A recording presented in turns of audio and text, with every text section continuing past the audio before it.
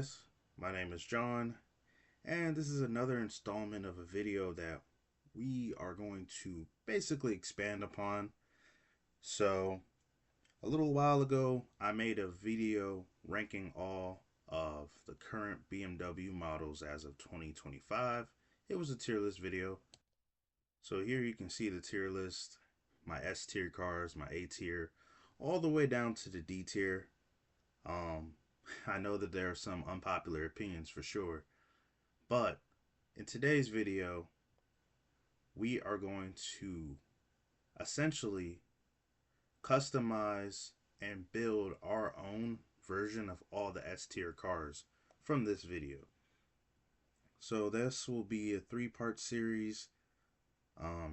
This will include the 2 Series Coupe, the 8 Series, and of course the Z4. So with that being said, let's get started. I'm actually currently on BMW's online configurator right now, and as you can see here, it's pretty standard. You have all sorts of models here, and well, I'm not the biggest fan of SUVs. There's obviously a clientele that does like them, so that's why they sell. You can see them here. But we are here for one reason, and the one reason only is to spec a 2 Series Coupe. I'm going to spec it to how I would like it, and if I were to buy it. I mentioned in that BMW tier list video that if BMW is to put the 48 volt mile hybrid component system in the 2 Series, I will buy one ASAP, and I'm not lying.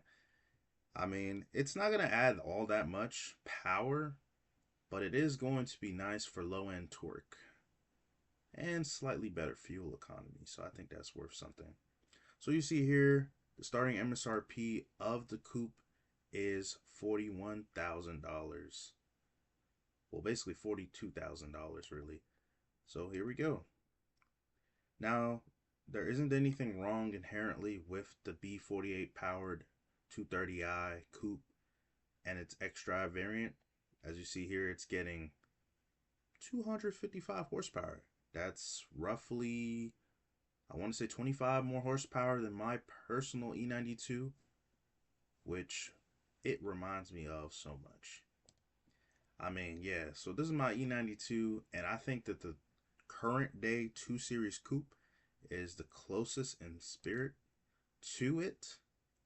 And for that reason alone, it's why I love I love the old 3 Series, the particular E92, and the current G42, particularly the M240i, since it's closest in DNA, I feel like. And because of that, we are going to skip past the 4-cylinder. There's a clientele for it, but it's not for me. You see the M2 Coupe here. I've heard it was rumored to come out with a new facelift that would deliver xDrive to the M2. I think this is the most popular selling M car. I'm not quite sure, but I imagine adding xDrive would bring a lot of buyers.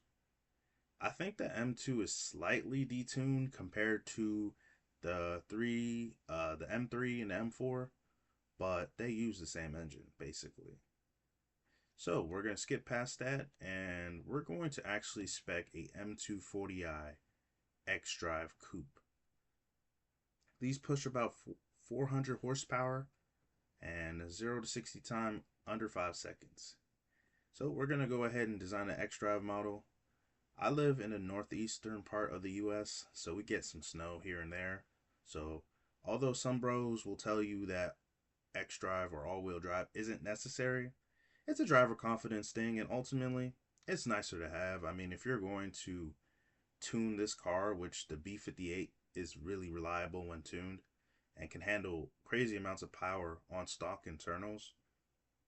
But if you're just a daily driver kind of guy like myself, and you just want a decently sporty car, this is good. This is good. So we're going to go ahead and spec one. All right. So like I told you guys, my personal E92 coupe is Alpine White. I could keep with the tradition, but I just don't want to here. I think there are a lot of color choices here. Um, and the one I'd go with here is probably Thunder Night Metallic. This is just a really nice color. That Barney purple, I love it. Easy. If I was keeping it endemic to my personal car, then I'd get the Alpine White, which would save me $650. But 650 isn't all that expensive an option when you consider the color you're getting, so we will stick with that. Next, we look at the wheels. See here, there's various options. I personally don't like run flat tires because run flat tires make a lot of noise, uh, relatively uncomfortable and a harsh ride, as well as being super expensive to replace. So on my personal E92, I replaced all the run flat tires with a Goodyear Reliant all season tires. I think my car is a 225 45 R17 size. So I went with those, and I've honestly had no complaints. They ride much quieter, and I have a tire repair kit system in my car just in case I have to replace a tire or just mend one while I'm on a long drive. Long drive. So anyway, that being said, here honestly, I like the stock rims that they've given us. I'll stick with those as I don't see anything I like here, so we'll stick with that. Now let's go to the upholstery side of things. Now me personally, I'm a leather guy. I like leather.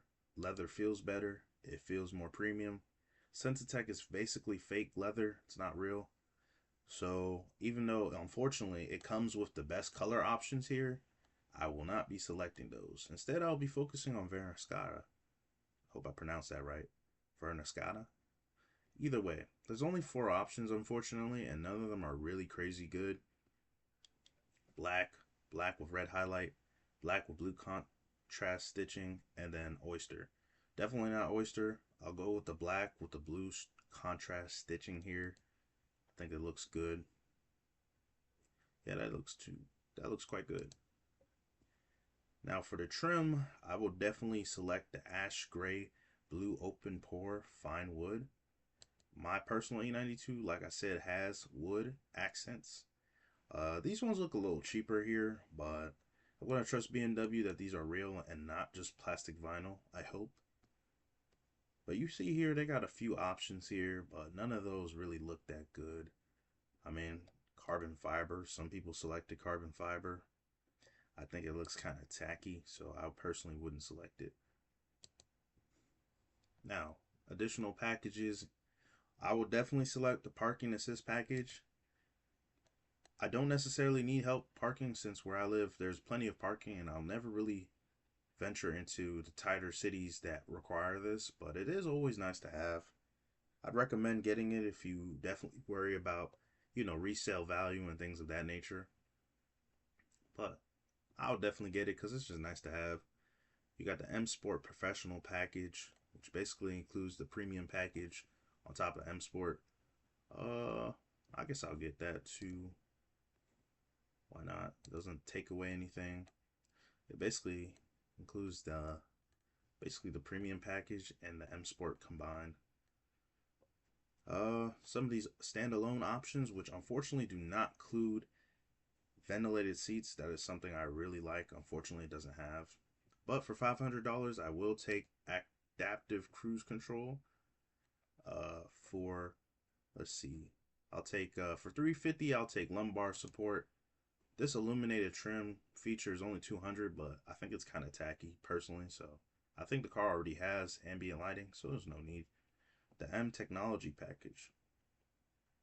What does that entail? No. It basically doesn't add anything, but forces me to get a certain type of tire package. I don't want that. The Harman Kardon surround sound system. Now, I'm a young guy, 20, and I love listening to music and podcasts as I'm driving. I'm telling you guys, there's a big difference between getting a premium sound system and just getting a basic one, especially in BMWs. I mean, it's bad. The premium sound systems are really good, but the base ones are bad on purpose. I think for $900, this is a pretty good buy.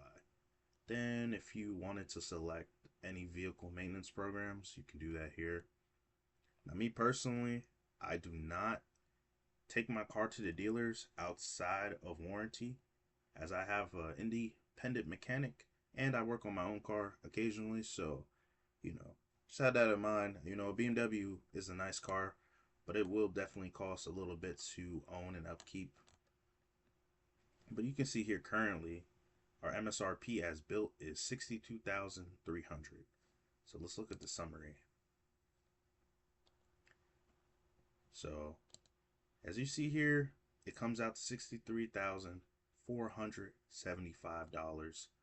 And honestly, I like the build. It came out good. The Thunder Knight metallic, the blue contrast stitching on black leather. It's very solid, very handsome, sharp car. There you can see my options, destination and handling. So, I think on my car journey right now, like I said, I have the E92 328i. I'll probably go to like some cheap economy car for a little bit before, but after that economy car period is over, because I'll move to Texas, I could probably afford to get one of these pretty cheap and pick them up in a couple years. Speaking of which, let me check on how they look. So I've had this pulled up and I found a similarly priced, well, not similarly priced, but similarly spec'd M240i. If you're buying a used car for this amount of money, I would definitely want it certified pre-owned.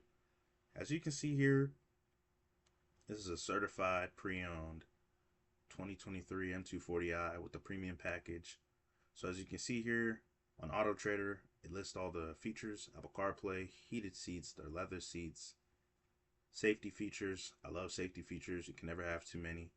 Then you got the technological features. So in addition to CarPlay, it has Android Auto, remote engine start. So this one has the premium package, which is really the only package you can get from this car.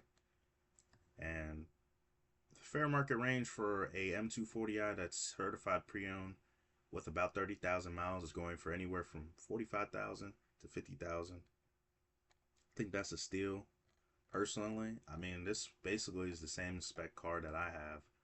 Now, whether BMW personally, well, I think they do. They forcefully kind of don't allow you to really customize these cars so that you are forced to pick one up from the lot instead of them rebuilding, like giving you new allocations. But BMW isn't Porsche, so,